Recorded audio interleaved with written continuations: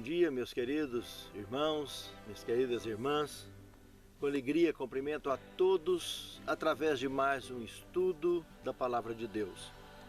Eu gostaria, antes de iniciarmos as nossas considerações, de convidá-los para uma palavra de oração.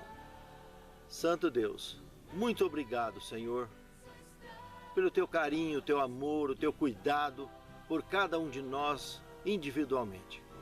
Muito obrigado também por, de forma coletiva, ter guiado o teu povo por tantos anos na história deste mundo e continuar ativo, nos conduzindo e nos preparando para a breve volta de teu Filho a este mundo.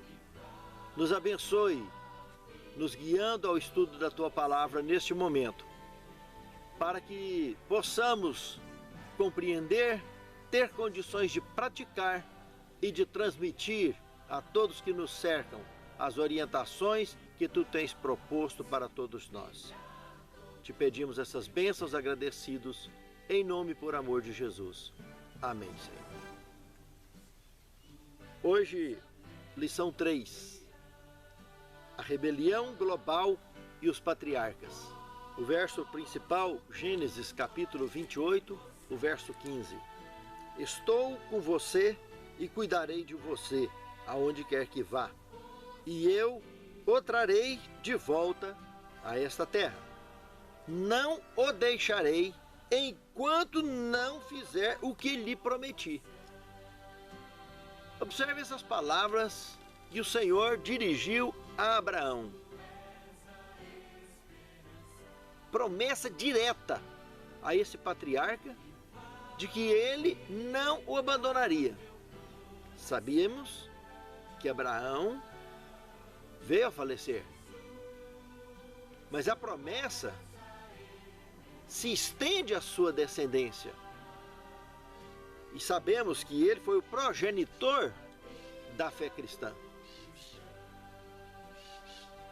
Aqui trabalhamos com a linha real que veio de Abraão, a descendência israelita de fato, como Israel espiritual, comentado mais tarde por Paulo, que nós, todos como um só povo, fazemos parte. Lembrando que mesmo lá no Israel literal, membros eram agregados o tempo todo a fazer parte de Israel como filhos adotivos, na antiguidade. E no Israel espiritual a mesma coisa. E a sua promessa, a promessa de Deus para Abraão, estendida à sua descendência, seja literal ou espiritual, mas daqueles, evidentemente, que se agregam aos propósitos da palavra de Deus. A promessa é certa, não tem volta. O cumprimento é seguro. Segundo tema, Caim e Abel. Aqui o mais interessante é analisar o capítulo 4 todo do livro de Gênesis, do verso 1 ao 26. O primeiro ponto que deveríamos observar nesse ponto do relato bíblico é as diferenças na forma de adoração. Nos dois altares, em torno do qual girou essa trama, vimos que Abel fez um altar para servir a Deus do jeito que ele pediu. Caim construiu um altar para servir a Deus do jeito que ele achava que estava certo. E Deus abençoou a oferta de Abel. O cordeiro, esse prefigurava o Getsemane. Esse prefigurava o Calvário. Esse prefigurava o preço pago pela nossa redenção. As frutas que Caim levou, nada feito. É muito cômodo servir a Deus do jeito que a gente acha que está certo. Mas o que Deus não pede, Ele não aceita. Não se esqueça disso, meu irmão. O segundo ponto, a identificação com o diabo daqueles que resolvem ser adotados por ele, que aceitam ser adotados por ele, começa a se caracterizar da mesma forma. Lembra que Jesus um dia, lá em João 8,44, ele diz, falou para o povo dele, que estava enredado com mentiras e tudo, olha, vocês estão se identificando com o diabo quando mentem, porque o diabo é homicida e mentiroso desde o princípio. Veja que mentira e homicídio andam de mãos dadas. E é o que aconteceu aqui com Caim e Abel. Caim matou Abel, Deus procurou pelo irmão dele e ele ficou mentindo. Ainda sendo grosso com Deus, eu sou guardador do meu irmão. Tá aí. E nós conhecemos o resultado disso aí. Nada de se arrepender, nem um registro. Seguiu em frente, na mentira e no homicídio. O terceiro ponto, o verso 16 do capítulo 4, mostra que Caim, após essa arte, foi para a terra de Nod. Subentende-se aqui então um país, ou quem sabe um continente.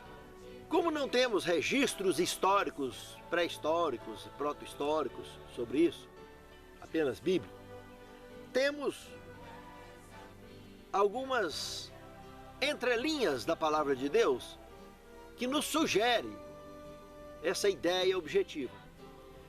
Quando Caim então discutia com Deus acerca do ocorrido, dentro dessa discussão, Caim lança uma proposta muito curiosa. Olha onde que eu vi a face do Senhor, eu estou fugindo dela. Então, a face de Deus, olhando do ponto de vista espiritual, ficou claro, luz e trevas. Mas a face geográfica do planeta, Oriente, aonde estava Caim no momento do seu pecado. O Éden estava ali. O casal foi expulso do jardim. Eles estavam ali na divisa com Iraque. Iraque, Irã. Naquela região. O extremo oriente em direção ao Japão. Mas o ocidente, lembra de Atlântida? O Oceano Atlântico recebeu o nome por causa de um continente que, com pouca matéria que temos do gênero na história da humanidade, acredita-se claramente que ali houve um continente um dia, normal, e que foi afundado, entre janeiro a maio do ano 2350 a.C., ano esse do dilúvio. Antes do dilúvio acontecer, um continente inteiro afundou. Para servir de exemplo para o mundo, o que aconteceria com o mundo inteiro ficaria totalmente debaixo d'água se não se arrependessem. Porque ali, naquela região ocidental, fica claro então que Caim entrou, dominou e ali construiu uma cidade que nós vimos aí no verso 17, e ele colocou o nome do filho dele. Olha outra curiosidade. Ele pega a mulher dele, uma esposa, e que esposa seria essa? Veja, nós estamos falando dos dois primeiros filhos, Caim e Abel, fora do jardim, debaixo do pecado. Então, Caim pega uma esposa, pessoas que, lembra que comentamos na aula passada, que já viviam sobre a face da terra, outros haviam pecado antes de Caim e Abel, e já viviam fora. Lembra que eu citei populações que já se formaram, e consta registro histórico, pré-histórico, proto-histórico, sobre os Jomons. Um povo. Tinha várias comunidades já que viviam sobre a face da terra. Os Jomons deram origem aos japoneses mais tarde. Mas olha, irmãos, Caim toma sua esposa então, tem um filho e coloca o nome de Enoque. Enoque, o significado dessa palavra hebraica quer dizer iniciado. Quer dizer, iniciado. Olhando para o Enoque, o sétimo depois de Adão, o outro que seria bem mais jovem do que esse outro Enoque o sétimo depois de Adão, na descendência de Sete, que é o filho que substituiria Abel, na linhagem dos filhos de Deus, aquele Enoque iniciado com Deus, com a divindade. Mas esse Enoque de Caim, o iniciado com as trevas, coincidentemente, o nome que recebe um bruxo novo, um esotérico novo, um maçom novo, coisas do gênero. Iniciado. Religiões esotéricas, filosofias orientais, de um modo geral, agrupam essa forma de perfil e ali ele forma então uma cidade, coloca o nome do filho dele, Enoque, nessa cidade. Podemos observar também no capítulo 4 a descendência caimita. E se observarmos que a estrutura inicial das famílias fora do jardim, as famílias iam se juntando e formando tribos. Essas tribos começaram a se dar bem umas com as outras, se juntavam e formavam clãs. Essas clãs que se juntavam formavam cidade-estados, onde mais tarde deu origem a grandes civilizações. Aqui nós estamos falando a cidade de Enoque, provavelmente a capital de Atlântida. Região essa que lá em Levítico, capítulo 18, Deus cita para Moisés, mostrando que se eles não deixassem as abominações pecaminosas, que eles seriam vomitados da terra. Imagine só se Atlântida não foi vomitada inteira. Um cataclisma que afundou a Atlântida inteira e mais tarde ficou o nome de Atlântico naquele oceano em homenagem à Atlântida. Platão tem alguns registros do gênero, dentre outros historiadores que também acompanham essa mesma linha de raciocínio e que biblicamente não dá para ficar longe, não dá para contestar, mas a descendência deles, a característica tribal, nós vimos aqui nos nomes que são mudados o tempo todo. A pessoa igual Abraão, Jacó, Israel, dentre outros. Mas o vínculo que eu estou tentando me apresentar aqui é a característica da pessoa de acordo com a conduta, com o nome, de acordo com a natureza do indivíduo. Os nomes da descendência caimita, de qualquer outra descendência sobre a face da terra, se caracterizou muito pela sua cultura e pelo seu estilo profissional. Observem que não dá tempo na lição de entrar sobre isso, mas pessoas que o nome tem a ver com criação de gado, teve aquele nome. Pessoas que tem a ver com música, com instrumentos musicais, foi colocado. Com aço forjado, com ferro forjado, lida com ferro, com armas, desenvolvimento de armas. Tudo isso tem registro na descendência caimita. E isso enfoca o desenvolvimento tribal nessa linha de raciocínio, de nomenclatura com características culturais e profissionais e religiosas. E o mais interessante aqui, que nessa descendência caimita aí registrada, nós vimos os filhos dos homens. Onde agora entramos no terceiro tema, o dilúvio. E percebemos ao estudar o capítulo 6 de Gênesis,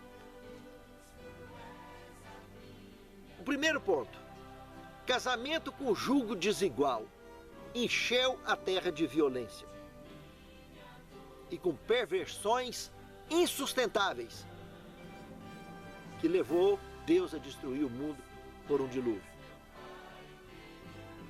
Isso não mudou. Até hoje, sociedade, casamento, toda associação com julgo desigual é encrenca na certa. É uma luta para a vida inteira. E sabe-se lá se vai ter saúde para dar conta de romper com vitória esse tipo de escolha. É escolher sofrer mais do que o que a gente já sofre nesse mundo. Poderíamos ter momentos de mais felicidade, de mais sossego, de mais paz, se não fizéssemos escolhas antibíblicas. As pessoas, Deus vai mudar ela, Deus vai converter ela. Gente, se tem um caminho mais fácil para andar, para que escolher dor de cabeça? Não dá trabalho para Deus, não. Esperar milagre. Não é por aí que funciona. A nossa fé tem um caminho tão grande para romper. Aí vamos escolher coisas antibíblicas, tomar escolhas antibíblicas, tomar decisões antibíblicas. De que vale isso? Envelhecer mais cedo da cabeçada. É mais tranquilo, é mais sensato. Mas julgo parecido, semelhante, para evitar isso aqui, que é julgo desigual, seja do ponto de vista financeiro, espiritual, cultural, só dá encrenca.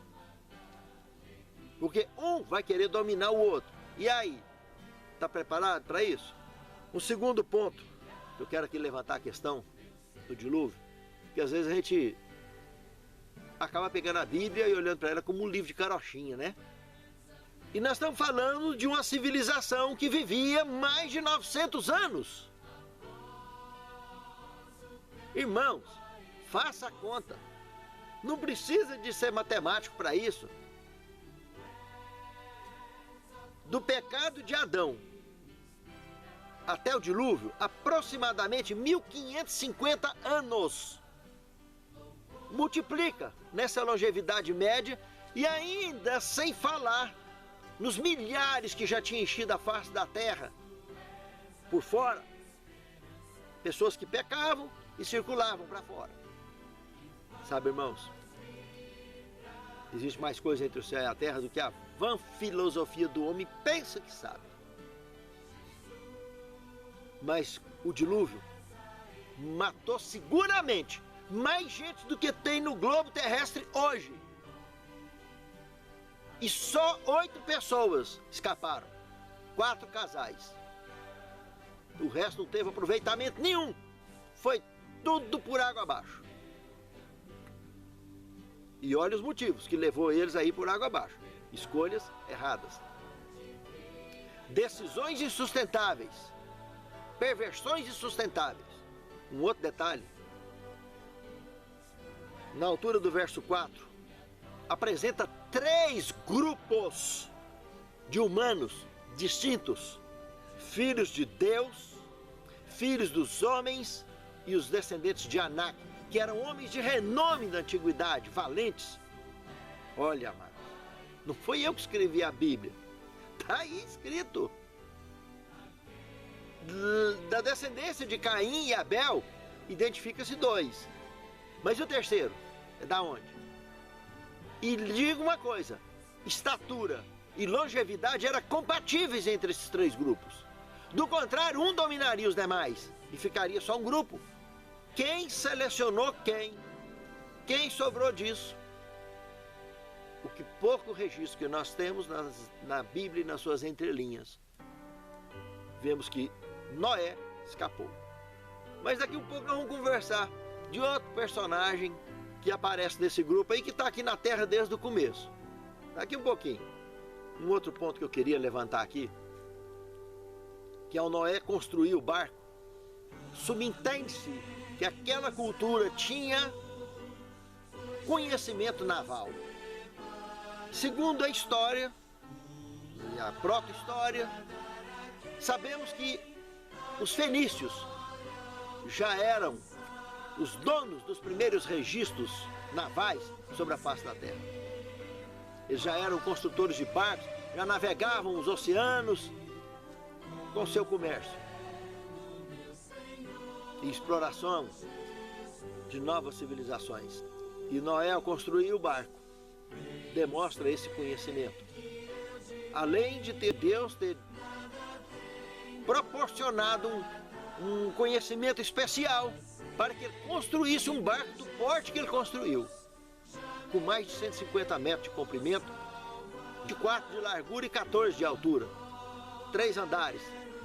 Esse barco carregado tinha aproximadamente 50 mil toneladas, tamanho aproximado aí do Titanic que afundou.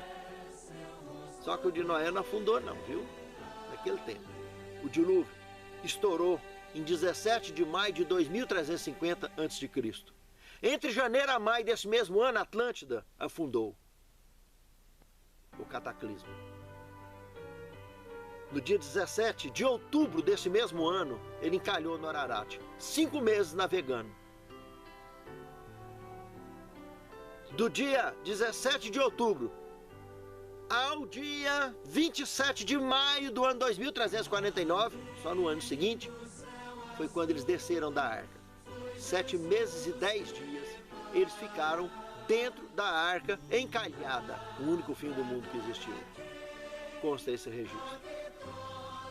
Serve de alguma lição para o próximo fim do mundo, né?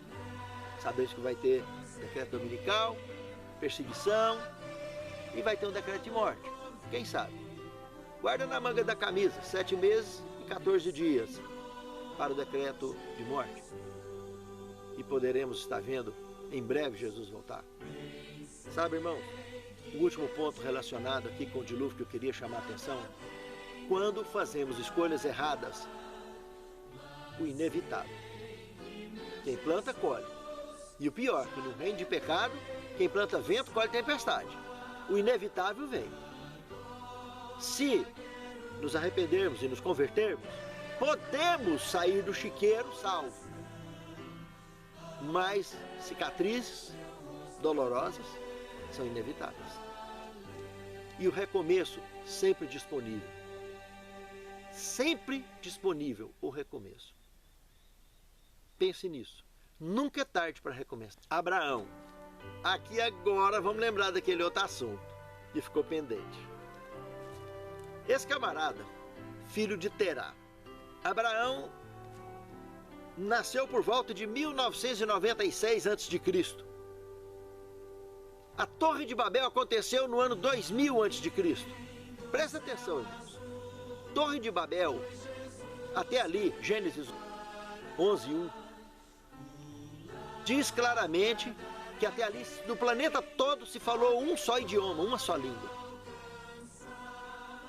4 anos depois disso, nasce um indivíduo que não assistiu a essa mudança de língua, mas o pai dele fez parte. O idioma universal que se falava ali é o mesmo que se fala no céu. Língua dos anjos, conforme Paulo menciona em 1 Coríntios capítulo 13. Ainda que eu falasse a língua dos homens e a língua dos anjos. Então ali se falava o idioma que nós voltaremos a falar após a volta de Cristo. Mas esse idioma foi alterado. Houve mudança. E novos dialetos e línguas surgiram a partir dali. Alguns semitas ficaram com o idioma adotado, conhecido por hebraico, que é o idioma que Terá falava. 4 anos após esse episódio, que por coincidência era próximo de Ur dos Caldeus, região onde vivia Terá e Abraão, nasce Abraão então, ali. Próximo do episódio da Torre de Babel, que teria acontecido há 4 anos só. Abraão é chamado, depois de adulto, para o êxodo em direção à terra prometida. E ele segue viagem. Parando em Harã, no norte do Iraque, norte da Mesopotâmia. Ali o pai morreu e ele seguiu viagem dali para frente. Terá é um nome babilônico. Abraão já é um nome hebraico. Terá viveu um outro tipo de religião. Abraão foi chamado por Deus e serviu a Deus em espírito e em verdade. Deixou os velhos costumes. Passou pela Síria, deixou o servo Jó, primeiro discípulo da fé registrado nas Escrituras Sagradas, e vai para a Terra Prometida.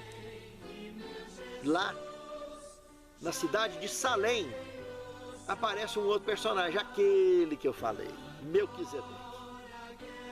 Esse cara era rei e sacerdote, únicos do gênero, porque sempre Deus manteve sacerdote para um lado e rei para o outro. Isso sem falar que só 500 anos depois de Abraão, surgiria Moisés e que ensinaria, através das orientações de Deus, distribuiria as tribos e uma delas, os levitas, exerceria a função de sacerdócio. Até ali, esse assunto no meio do povo de Deus era coisa de lá. Inclusive Jetro, que era um midianita, era sacerdote do Deus Altíssimo, nos dias de Moisés. Olha para vocês verem que, isolado do contexto direto do povo de Deus, Deus sempre teve os seus escolhidos fazendo o seu trabalho. Uma vez os discípulos, mas tem alguém pregando em seu nome, etc. Rapaz, deixa o cara fazer o trabalho missionário dele. Quem comigo não ajunta, espalha. Fique atentos. Amados, esse Melquisedeque era rei, sacerdote de Salém. Esse nome Salém, o primeiro registro histórico, dá-se conta, segundo historiadores sérios, 3.000 anos antes de Cristo, muito antes do dilúvio. Presta atenção no que eu estou falando. Não foi eu que escrevi a Bíblia, está aqui. Está escrito Salém. Sabe quando que Salém mudaria de nome? Nos dias do reinado de Davi. Ele conquistaria Jebus, que foi o segundo nome dado a Salém. Nos dias de Davi, depois da sua conquista, ele adotaria o nome de Jerusalém. Salém, Jebus e Jerusalém é a mesma cidade. E cidade essa que no céu recebe o mesmo nome lá no Apocalipse, a Nova Jerusalém. E esse Melquisedeque, eu queria chamar mais atenção, no livro de Hebreus, capítulo 7, verso 6, não foi eu que escrevi, está lá. Paulo diz claramente que Melquisedeque não formou genealogia no meio dos mortais, entre nós. Quer dizer, ele não casou com gente mortal, porque ele também não é mortal. Ele não é Deus, mas ele tem o dom da imortalidade, como nós também teremos um dia. Melquisedeque foi uma referência, ele é uma referência tão grande, que Paulo comenta que Cristo entrou no santuário celeste, segundo a ordem de Melquisedeque, ele deu sequência a esse trabalho. Presta atenção, lembra que eu falei lá no dilúvio? 3 grupos. Esse terceiro grupo, formado da associação dos descendentes de Adão e Eva, que pecaram antes de Caim e Abel, que estava povoando a face da terra, se juntou com aqueles que desceram do céu, que são seres humanos como eu e você. Pessoas, esses que desceram do céu especialmente, se tornaram grupos inteligentes demais, comparado com a nossa inteligência. Com a mente mais aberta, mais desbloqueada, com acesso à tecnologia que nós não temos. Por isso, eles habitam no fundo do mar, debaixo da terra, como Filipenses 2,10 fala, Apocalipse 12,12, Ezequiel 28, de 1 a 3. O próprio diabo disse que ia colocar o trono dele no meio dos mares. Não dá tempo de entrar nesses detalhes. Mas esse terceiro grupo tem desde os mais burrinhos, que é os que foram saindo do Éden e tendo a mente mais bloqueada, e aqueles mais extremamente inteligentes comparado conosco, que já se descenderam desses que vieram lá de cima, lá do reino celeste, que participou da batalha no céu. E Filipenses 2,10 deixa claro que desse grupo que desceu, ao nome de Jesus, dobre o joelho, todos aqueles que estão debaixo da terra, em cima da terra. Presta atenção, irmão. Pessoas más que servem a Satanás vai dobrar o joelho para Jesus, ao nome de Jesus, quando e para quê? Se dobrou porque eles dividiram. Entre eles tem gente boa e gente ruim. Agora, Melquisedeque não está no grupo que caiu, não está no grupo que saiu do Éden, é um membro que veio do céu, especialmente para uma missão especial, para cuidar da liderança desse terceiro grupo aqui na terra. Não dá outra. E vem Jesus mais tarde e assume um sacerdócio segundo a ordem de Melquisedeque, que globaliza a liderança do planeta Terra, toma das mãos de Satanás de vez o domínio deste mundo e assume o comando. E esse indivíduo, com certeza, está por aí. Vivão. A Bíblia que falou. Ele não consta a genealogia entre os mortais. Gostaria de ter mais tempo para trabalhar esses assuntos, que é uma delícia. Eu tenho um verdadeiro prazer de estudar as entrelinhas da Bíblia, juntamente com as linhas. Se a Bíblia não tivesse essas entrelinhas para a revelação dos servos de Deus, ela já teria sido extinta, queimada. Ela está assim porque isso não. A pessoa pensa falar, as bestas do Apocalipse são governos de expressão sobre a face da terra. Os Estados Unidos, o governo americano, tivesse comprovação direta que ele é a terceira besta do Apocalipse, pensa se já existiria Bíblia. O papado, governo político religioso de Roma, primeira besta do Apocalipse. A França, segunda besta do Apocalipse, pensa se existiria Bíblia. Nós não teríamos um só exemplar na mão. Graças às entrelinhas da Bíblia. Não, isso é coisa da cabeça do irmão Rafael, desses intérpretes, desses estudiosos da Bíblia, e deixa por isso mesmo. Não tem prova nenhuma, deixa eles aí. Enquanto estão lendo a Bíblia, não está dando trabalho. Mas é isso, minha amada. É isso, minha amada. Tá aí, coisa linda, né? E para finalizar aqui a história de Abraão, Abraão foi o elo entre Melquisedeque e Moisés. Porque a partir de Moisés passaria a existir o sacerdócio. Moisés passaria um ministério fantástico aqui na terra e depois de 120 anos, mudança de rumo. Ao morrer, seria ressuscitado e se tornado um cidadão do céu. Mas ele deixou o legado. E o sacerdócio aqui, que ele foi um líder comunitário, referencial para Israel, como seu irmão se tornou o primeiro sacerdote de fato do povo de Deus aqui na terra. Abraão foi o progenitor da raça hebraica. Moisés foi o organizador da raça hebraica. Melquisedeque foi o elo de instrução, de orientação para Abraão, para que se chegasse a Moisés da forma que se chegou. Essa história. E, consequentemente, aos nossos dias, da forma que se chegou. Quinto tema, Jacó e Esaú. Aqui nós temos o segundo registro bíblico que primogenitura, idade, segundo a ótica divina, não é base de definição para escolha de ninguém, nunca foi. Abel era o caçula e, queira ou não, era quem estava liderando, porque quem estava servindo a Deus do jeito que ele pediu. Caim, o mais velho, seguiu outro rumo. Jacó e Esaú. Jacó era caçula. Apesar de serem gêmeos, mas Esaú nasceu primeiro. A mesma coisa. Salomão era o caçula de Davi e foi quem assumiu o governo. Ele tinha irmãos com cerca de 28 anos de idade. E ele, um menino, uma criança, assumiu o trono. Uma outra coisa da relação de Gênesis 28, 12 a 15, é que simplicidade e astúcia foram características interessantes na vida de Jacó,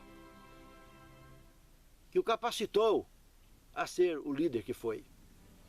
Jesus falou, sede simples como as pombas e astutos como as serpentes. No seu sentido real, ter a esperteza necessária e a simplicidade necessária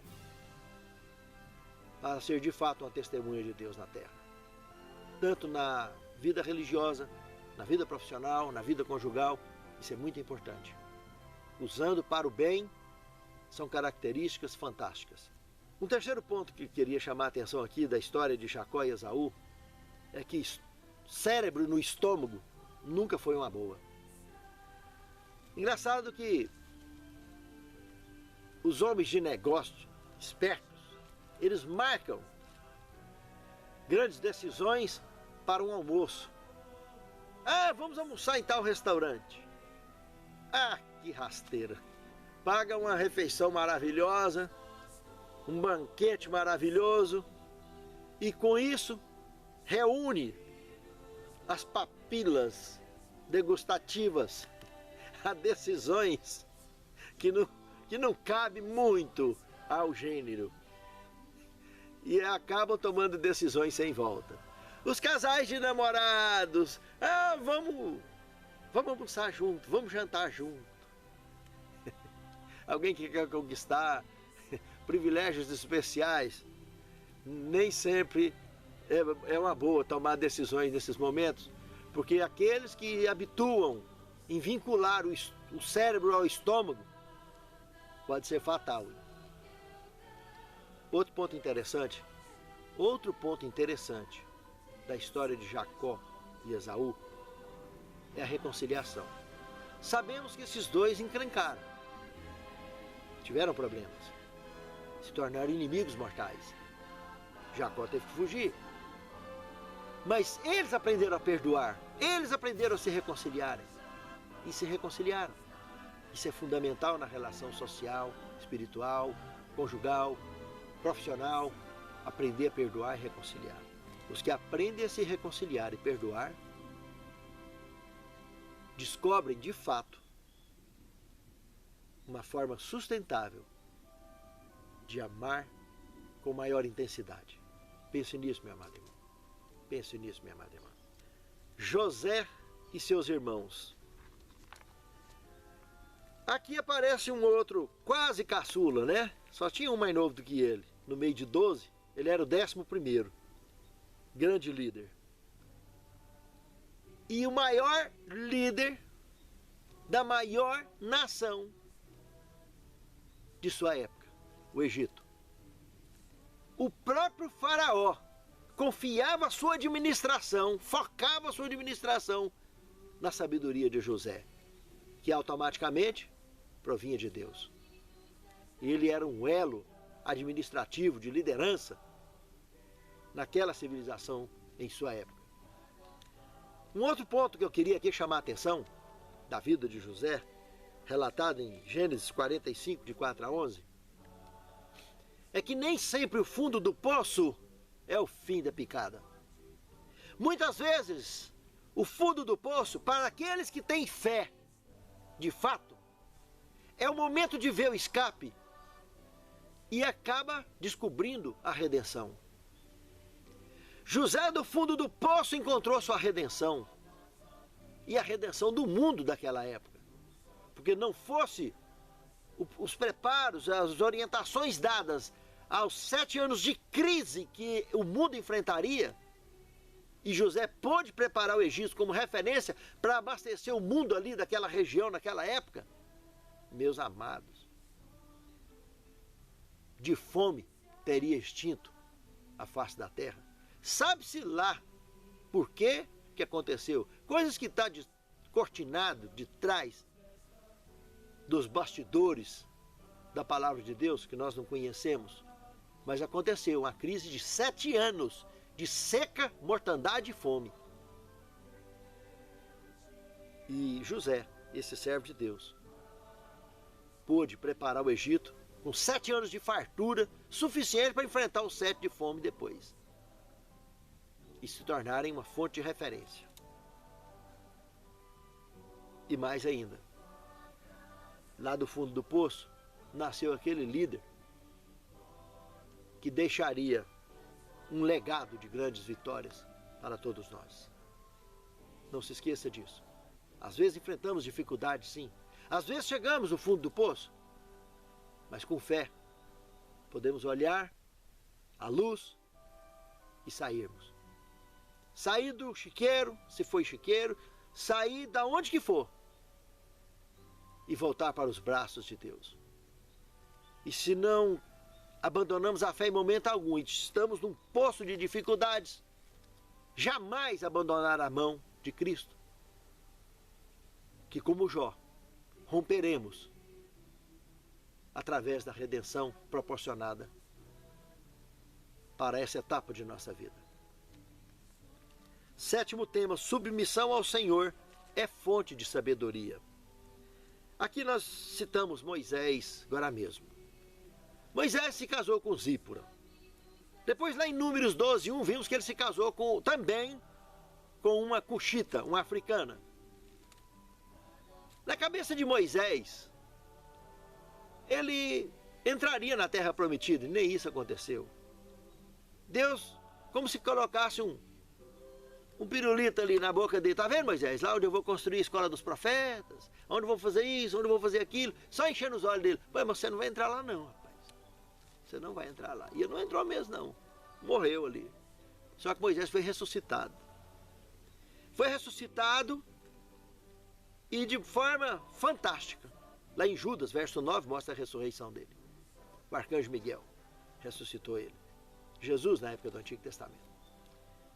E esse cara, 1500 anos mais tarde, viria na companhia de outro que nasceu 500 anos depois dele aqui, Elias, viria visitar Jesus lá no Tabor, no Monte da Transfiguração, onde estava Pedro, Tiago e João. Veio trazer conforto missionário para ele. Meus amados, a mudança de plano na vida desse homem foi demais. Tudo que ele projetou aqui na vida, achando que era o que ele ia viver, não tem nada a ver. Ele entrou na Jerusalém eterna, no reino eterno. É um cidadão do reino eterno, como Elias, como Enoque, o sétimo depois de Adão, descendente de Sete. Davi e Betseba. Esse aqui pulou de graça no fundo do poço, no chiqueiro que tinha lá embaixo. Mentira, homicídio, para sustentar pecado. O primeiro filho que ele teve com Betseba morreu, mas o segundo foi Salomão. E ele saiu do chiqueiro. Um apego incondicional que ele tinha com Deus o fez deixar o pecado e abraçar uma vida digna de ser chamado amigo de Deus. Davi já vivia numa poligamia tremenda, ainda foi fazer essa besteira. E mesmo com tudo isso, pode, nesse apego incondicional com Deus, ser chamado de amigo de Deus, ter os seus pecados perdoados e deixou um legado de fé e de conhecimento no Escrito Sagrado. O Getsêmani e o Calvário também é um legado para todos nós. São as principais colunas que sustentam a nossa fé. Pense na história do Getsêmani e do Calvário e pense no que custou a minha e a sua salvação. E valorizemos enquanto é tempo, antes que seja tarde demais. Senhor Deus, fortaleça a nossa fé, o conhecimento na Tua Palavra e que possamos ser sustentados única e exclusivamente pela direção do Teu Santo Espírito em nossas vidas. Capacita-nos a andar retamente em Teus caminhos, a fazer a Tua vontade, a cumprir com o Teu chamado, para que em espírito e em verdade Te adoremos na beleza da Tua santidade e possamos viver em harmonia com o mundo ao nosso redor, cumprindo com a Tua missão, fazendo a Tua vontade. Prepare-nos para o Teu reino, é o que Te suplicamos, agradecidos, em nome de Jesus. Amém, Senhor.